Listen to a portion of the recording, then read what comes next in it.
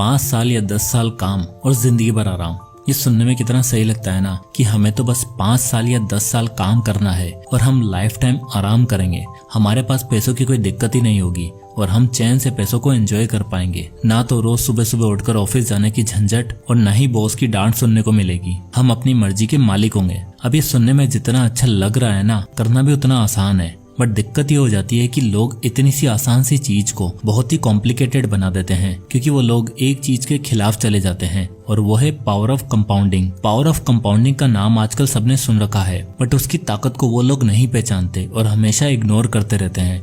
But जो लोग इसकी ताकत को समझते हैं वो इसे इस्तेमाल करते हैं और लाइफ टाइम दूसरों की गुलामी को छोड़कर अपने लिए काम करते हैं और इसे एंजॉय करते हैं। अब अगर आपको लग रहा है कि ये कैसे पॉसिबल है और एक 10, 15, 20 हजार रुपए कमाने वाला इंसान भला कैसे इतनी वेल्थ बना पाए कि पैसे उसके लिए काम करें, तो रुको, इस वीडियो में मैं आपको 3 लोगों की स्टोरीज की मदद से एक ऐसा रास्ता बताने वाला हूँ जिसमें आप अगर सही तरीके से पैसों को मैनेज करके इन्वेस्ट करना शुरू करोगे तो आप कुछ ही सालों में अपने लिए एक ऐसा रास्ता बना लोगे जिसके बाद आपको पैसे के बारे में चिंता करने की जरूरत नहीं पड़ेगी। अब वो कैसे, चलिए समझते हैं। अजय, विजय और राहुल 3 दोस्त होते हैं। तीनों की एज 20 साल होती है और जस्ट अभी उन्होंने अपनी पढ़ाई खत्म करी है और तीनों की एक अच्छी कंपनी में जॉब मिल जाती है। तीनों की सैलरी 25,000 रुपए पर मंथ होती है। तीनों मिडिल क्लास फैमिली से बिलोंग करते थे और इन लोगों के घर में हमेशा पैसों की तंगी रहती थी। अब अजय ने कभी भी 25,000 रुपए अपने बैंक अकाउंट में देखे ही नहीं थे, तो उसके लिए तो ये सब एक सपना जैसा था। तो जैसे उसकी सैलरी आती है तो अजय एक अच्छी सोसाइटी में एक अपार्टमेंट ले लेता है जिसका किराया 10,000 था और अब वो सोचता है कि मुझे एक कार भी ले लेनी चाहिए,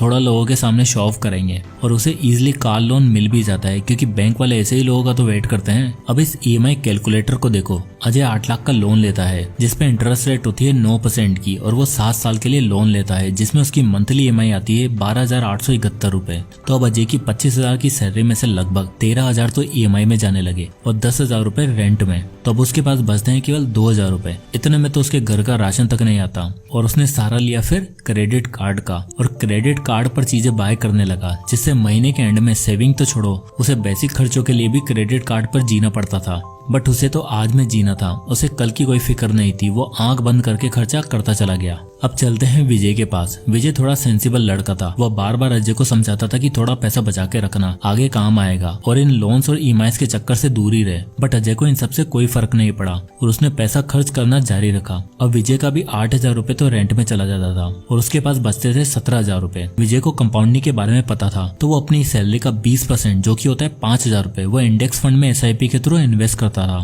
क्योंकि उसे पता था कि अगर लॉन्ग टर्म में कंपाउंडिंग का पावर देखना है तो उसे इन्वेस्टेड रहना होगा। और उसने अपनी जॉब को कंटिन्यू रखा। वो बाकी के पैसों को अपनी जरूरतों में खर्च करता और महीने के 5,000 रुपए उसके बैंक अकाउंट से SIP के थ्रू अपने आप कट के इन्वेस्ट हो जाते। और वैसे तो विजय सही रास्ते पर था, बट वो एक गलती कर रहा था। वो गलती क्या थी आगे इस वीडियो में मैं डिस्कस करूंगा, जिसमें 90% लोग यही गलती कर रहे हैं। अब चलते हैं तीसरे दोस्त राहुल के पास। राहुल बहुत ही स्मार्ट लड़का था। उसने बचपन से काफी गरीबी देखी थी और उसे फाइनेंशियल फ्रीडम का कंसेप्ट भी पता था और उसे पावर ऑफ कंपाउंडिंग के बारे में भी अच्छे से पता था। बट उसे ये भी पता था कि वो लाइफ टाइम जॉब नहीं कर सकता है और उसे कुछ ना कुछ ऐसा ढूंढना होगा जो उसे फाइनेंशियली फ्री बना सके, जिससे उसके खर्चे आराम से निकल सके और उसकी वेल्थ भी ग्रो हो सके। तो 25,000 की सैलरी में उसका भी 8,000 रुपए रेंट में जाने लगा और वो भी महीने के स्टार्ट में अपनी सैलरी का 20% यानी कि 5,000 रुपए बचा पा रहा था। तो वो भी 5,000 रुपए इन्वेस्ट करने का सोचता है, लेकिन खुद पे, क्योंकि उसे पता था कि अगर वह खुद पे इन्वेस्ट नहीं करेगा, नई चीजें नहीं सीखेगा तो लाइफ टाइम ट्रैप में फंसा रहेगा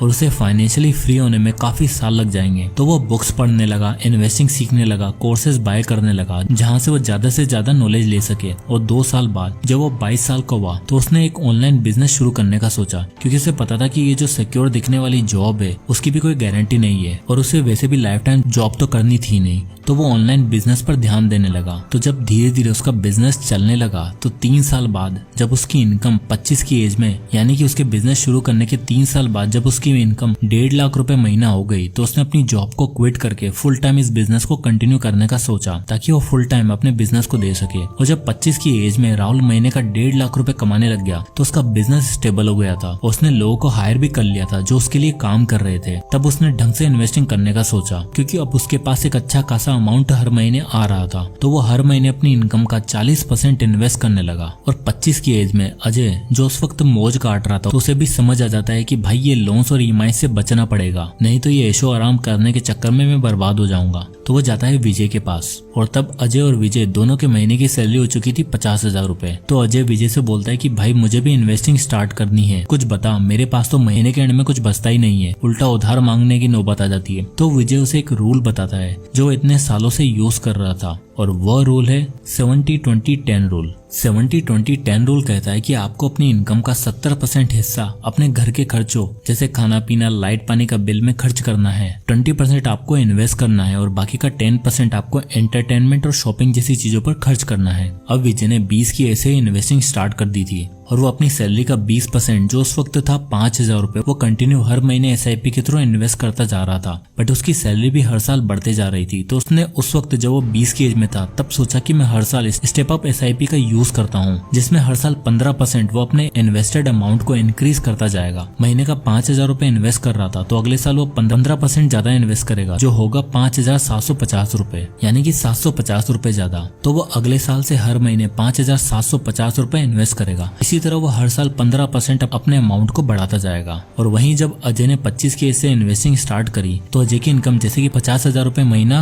हो चुकी थी, तो अपनी इनकम का 20% यानी कि जो होता है 10,000 रुपए महीना, वो इन्वेस्ट करता जाएगा। अब इनकी वेल्थ कितनी बनी उसे हम अभी थोड़ी देर में देखेंगे, बट अब चलते हैं अगले रूल पर जिसे राहुल यूज करता था। तो नेक्स्ट रूल है 50-40-10 रूल। राहुल, जिसने अपनी इन्वेस्टिंग की जर्नी 25 की एज में स्टार्ट की थी, तब तक वो महीने का 1.5 लाख रुपए कमा रहा था, और इस रूल के अकॉर्डिंग वो अपनी इनकम का 50% अपनी बेसिक नीड्स पर खर्च कर रहा था, 40% वो इन्वेस्ट कर रहा था, और बाकी के 10% को अपनी लग्जरीज चीजों में और एंटरटेनमेंट पर खर्च कर रहा था। तो इसकी इनकम का 40% हुआ 60,000 रुपए।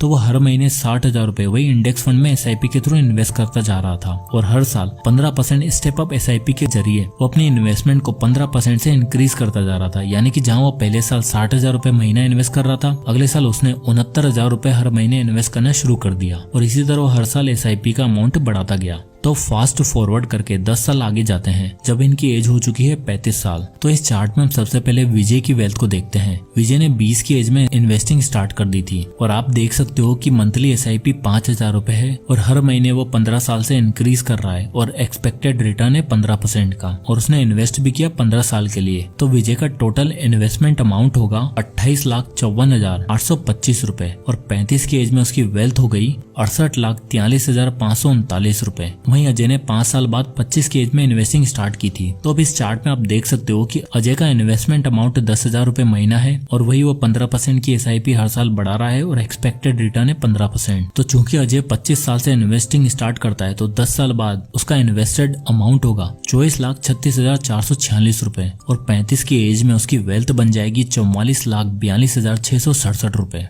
अब चलते हैं हमारे स्मार्ट इन्वेस्टर राहुल के पास। उसने अपनी इन्वेस्टिंग की जर्नी स्टार्ट की थी 25 साल की एज में। तो इस चार्ट को देखो, राहुल 60,000 रुपए मंथली इन्वेस्ट करता है, और वो इन्वेस्ट करेगा 10 साल तक। तो हर साल वो 15% का रिटर्न एक्सपेक्ट कर रहा है, और 10 साल में उसका इन्वेस्टेड अमाउंट होगा लगभग 1,46,00,000 रुपए, और 35 की एज में राहुल की वेल्थ हो चुकी होगी 2,66,00,000 रुपए। तो जैसे कि राहुल ने लेट इन्वेस्टिंग स्टार्ट की थी, वो करोड़ों का मालिक बन चुका है। तो 35 की एज में विजय, जिसने सबसे पहले इन्वेस्टिंग स्टार्ट की थी, उसकी वेल्थ हो गई है लगभग 68 लाख, अजय की वेल्थ हो गई है लगभग 44 लाख, और वहीं राहुल की वेल्थ हो गई लगभग 2,66,00,000 रुपए। अब हम देखें तो विजय ने काफी अच्छा किया कि वो 20 की एज में ही इन्वेस्टिंग स्टार्ट कर दी, बट वहीं राहुल ने 5 साल लेट स्टार्ट किया। स्टिल वो इतनी वेल्थ इसलिए बना पाया क्योंकि उसने सबसे पहले अपनी इनकम को बढ़ाने पर ध्यान दिया। अब हमें पता है कि जल्दी स्टार्ट करना जरूरी है, बट अगर आप अपनी इनकम को बढ़ाने पर ध्यान नहीं दोगे, तो आप जल्दी इन्वेस्ट करके काफी लोगों से आगे तो निकल जाओगे जो इन्वेस्टिंग के बारे में सोचते ही नहीं है, बट स्टिल आपको वेल्थ बनाने में काफी टाइम लगेगा। अब राहुल का फायदा ये है कि उसका एक बिजनेस है, और जहाँ से उसकी इनकम हो रही है। अब राहुल चाहे तो और पैसे इन्वेस्ट करना बंद भी कर दे,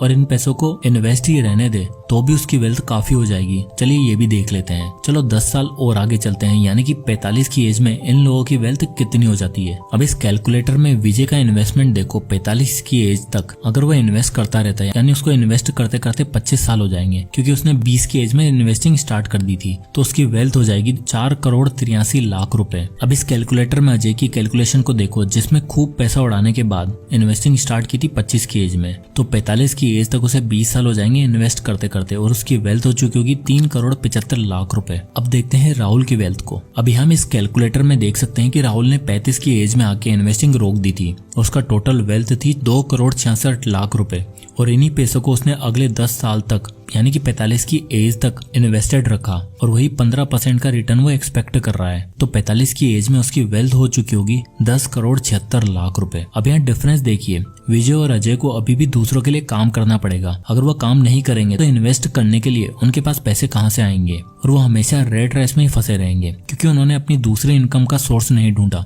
जबकि राहुल ने 5 साल अपने ऊपर ध्यान दिया, बिजनेस ओपन किया और 10 साल बाद यानी कि 35 की एज में इन्वेस्टिंग बंद भी कर दी। तब भी अगले 10 साल में 45 की एज तक उसका पैसा अपने आप ग्रो होता रहा और वो 10 करोड़ का मालिक बन गया। तो ये होती है कंपाउंडिंग की ताकत, जिसको जिस इंसान ने समझ लिया वो 5-10 सालों में भी अगर उनका ढंग से यूज करके अपने पैसों को वाइजली इन्वेस्ट करे तो वो कम एज में भी करोड़ों का मालिक बन सकता है। और जो इसे नहीं समझेगा वो लाइफ टाइम जॉब के जंजाल में फंसा रहेगा और दूसरों के लिए काम करता रहेगा। तो आई होप कि आपको ये पावर ऑफ कंपाउंडिंग अच्छे से समझ आई होगी। तो जब भी आप इन्वेस्टिंग शुरू करना चाहते हैं उससे पहले अपनी इनकम को बढ़ाने पर ध्यान दीजिए, क्योंकि अगर आप अपनी इनकम को बढ़ाएंगे नहीं तो आप छोटे मोटे इन्वेस्टमेंट अमाउंट से आप कितनी वेल्थ को क्रिएट कर लेंगे। इसलिए सबसे पहले अपनी इनकम को बढ़ाने पर ध्यान दें। तो दोस्तों, अगर ये वीडियो पसंद आया तो इसे लाइक करें, ज्यादा से लोगों तक शेयर करें और अगर आप किसी भी पर्टिकुलर टॉपिक पर वीडियो चाहते हैं तो हमें कमेंट करके जरूर बताएं। तो मिलते हैं नेक्स्ट वीडियो में, तब तक के लिए जय हिंद।